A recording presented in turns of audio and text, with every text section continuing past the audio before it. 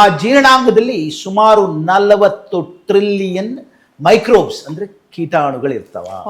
ನಾವು ಅನ್ಕೊಳ್ತೇವೆ ನಾನೇ ಯಥೇಚ್ಛವಾದ ಉತ್ತಮ, ನಾನು ಹೋಮೋಸೇಪಿಯನ್ಸ್, ನಾನೇ ದೊಡ್ಡವನು. ಇಲ್ಲ, I am only A part of the bigger bio. ಆ ಒಂದು ಕ್ರಿಮಿಕೀಟಗಳ 100 ಟ್ರಿಲಿಯನ್ ಕ್ರಿಮಿಕೀಟಗಳ ಸಮೂಹದಲ್ಲಿ ನಾನೊಬ್ಬ ಮನುಷ್ಯ.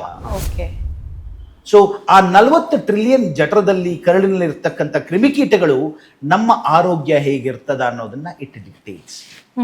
ಸೊ ಇದು ಜೀರ್ಣಾಂಗದ ಬಗ್ಗೆ. So it is not just a 5 meter tube, but it's a 5 meter tube with a big world of microbes in it, which helps you to blend together and work ಸಿಂಬಯೋಟಿಕಲಿ.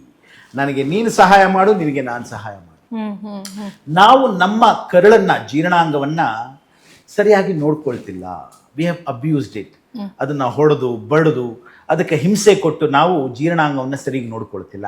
ಹಾಗಾಗಿ ಅದರ ಕಾರಣದಿಂದ ಬರ್ತಕ್ಕಂಥದ್ದೇ ನಮಗಿರ್ತಕ್ಕಂಥ ಕಾಯಿಲೆಗಳು. Fistula, Fisher, ಹೆಮೊರಾಯ್ಡ್, bloating, constipation, leakage, ಏನೋ IBS ಅಂತ ಏನು ಹೇಳ್ತೇವೆ, ಕರಳು ಬ್ಯಾನಿ ಅಂತ ಏನು ಹೇಳ್ತೇವೆ, ಪಾಲಿಪ್ಸ್ ಅಂತ ಏನು ಹೇಳ್ತೇವೆ, ಕ್ಯಾನ್ಸರ್ಸ್ ಅಂತ ಏನು ಹೇಳ್ತೇವೆ, ಇದೆಲ್ಲವೂ ಬರತಕ್ಕಂಥದ್ದು ನಮ್ಮ ಜೀರ್ಣಾಂಗದ ಆರೋಗ್ಯ ಸರಿಯಾಗಿ ಇಲ್ಲದೇ ಇಲ್ಲ. ಜೀರ್ಣಾಂಗ ಅದು ಒಂದು ಸೆಪರೇಟ್ ಪ್ರಪಂಚ, ಅದರದೇ ಒಂದು ಪ್ರಪಂಚವಿರ್ತದೆ. ಹಾಗಾಗಿ ನಮ್ಮ ಜೀರ್ಣಾಂಗವನ್ನು ನಾವು ಸದೆ ಬಡಿದ್ರೆ ನಮ್ಮ ಜೀರ್ಣಾಂಗ ನಮ್ಮನ್ನು ಸದೆ ಬಡಿಯುತ್ತದೆ.